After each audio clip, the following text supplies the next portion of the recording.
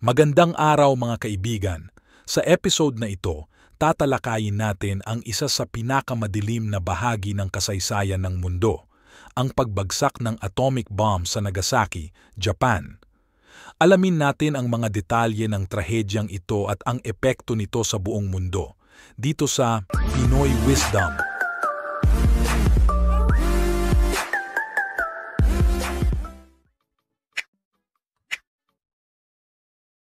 Noong ikalawang digmaang pandaigdig, ang mga bansang Allied, kabilang ang Estados Unidos, ay nakikipagdigma laban sa Axis powers, kabilang ang Japan.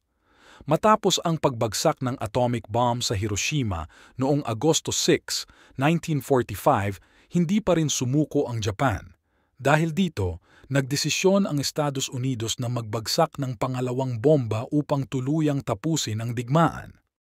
Noong Agosto 9, 1945, 11:02 ng umaga, isang B-29 bomber na tinatawag na Boxcar na pinamumunuan ni Major Charles Sweeney ang nagbagsak ng atomic bomb na may codename na Fat Man sa lungsod ng Nagasaki.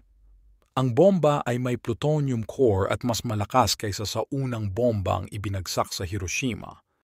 Ang pagsabog ng Fat Man ay nagdulot ng malawakang pagkawasak sa Nagasaki. Ang bomba ay sumabog sa taas na 1,650 talampakan at naglabas ng enerhiyang katumbas ng 21 kilotons ng TNT. Agad na namatay ang humigit kumulang 4,000 katao sa oras ng pagsabog. Sa loob ng mga sumunod na buwan, ang bilang ng mga namatay ay umabot sa mahigit 70,000 dahil sa mga sugat at epekto ng radiation. Ang lungsod ng Nagasaki ay nagdanas ng malaking pagkawasak. Halos lahat ng mga gusali at istruktura sa lugar ng pagsabog ay nawasak.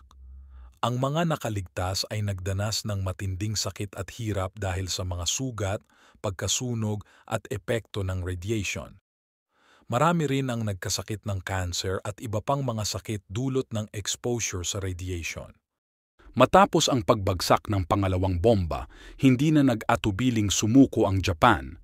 Noong Agosto 15, 1945, inihayag ni Emperor Hirohito ang walang kondisyong pagsuko ng Japan sa pamamagitan ng isang radyo broadcast.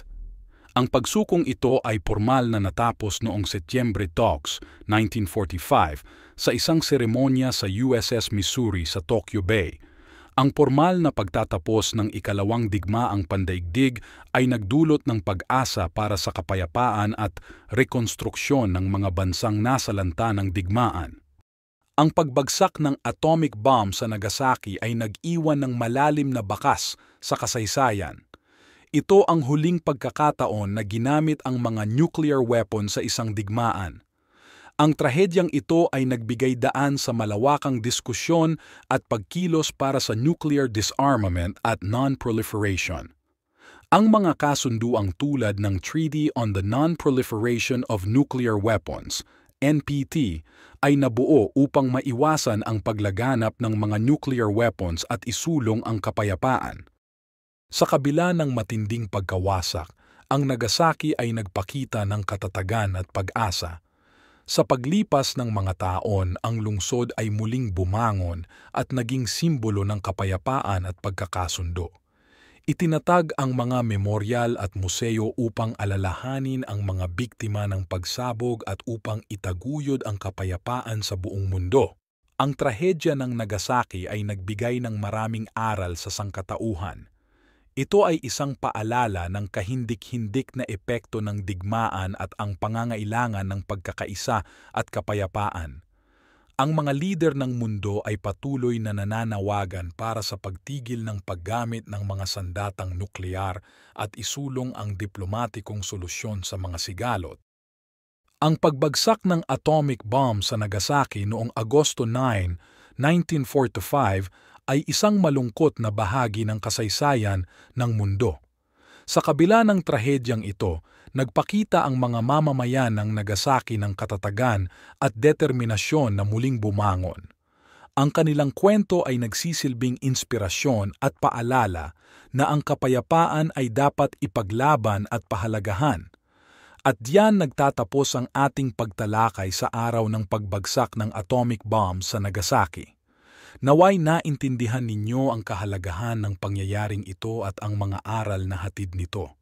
Huwag kalimutang mag-subscribe at pindutin ang notification bell para sa iba pang mga kaalaman at kwentong pampanitikan. Maraming salamat sa inyong panonood at hanggang sa muli, dito lang yan sa Pinoy Wisdom.